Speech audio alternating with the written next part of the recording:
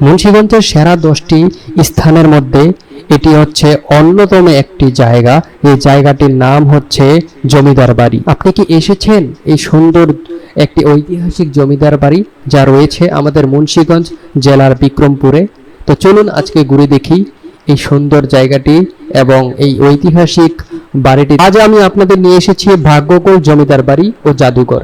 ইতিহাস, স্থাপত্য আর সংস্কৃতির এক অপূর্ব সমন্বয়। চলুন একসাথে ঘুরে দেখি এই রাজবাড়ির ভিতরের অজানা কাহিনী। ভাগ্যকুল জমিদার বাড়িটি প্রতিষ্ঠিত হয় 1800 শতকের দিকে। এটি ছিল একসময় স্থানীয় জমিদার পরিবারের আস্তানা, যাদের প্রভাব ও ঐশ্বর্যে ভরপুর ছিল পুরো এলাকা। পুরো ইউরোপীয় স্থাপত্য আর বাংলার ঐতিহ্যের মিশেলে তৈরি এই ভবনটি এখন এক দৃষ্টিনন্দন জাদুঘর হিসেবে পরিচিত।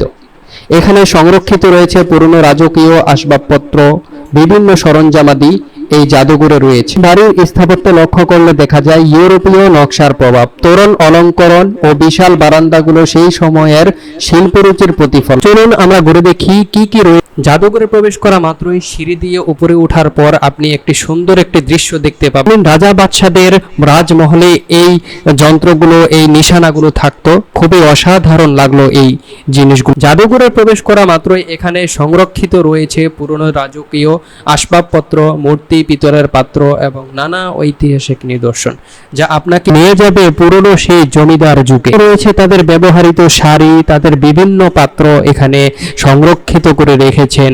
বর্তমান এখানে যারা দায়িত্বে রয়েছেন তারা। খুবই অসাধারণ এই জিনিসপত্রগুলো দেখে অসাধারণ লাগলো। এবং আপনাদের কেমন লেগেছে এই আসবাবপত্র এবং খাট, এই বিভিন্ন পালঙ্ক দেখে আপনারা অবশ্যই কমেন্টের মাধ্যমে জানাবেন।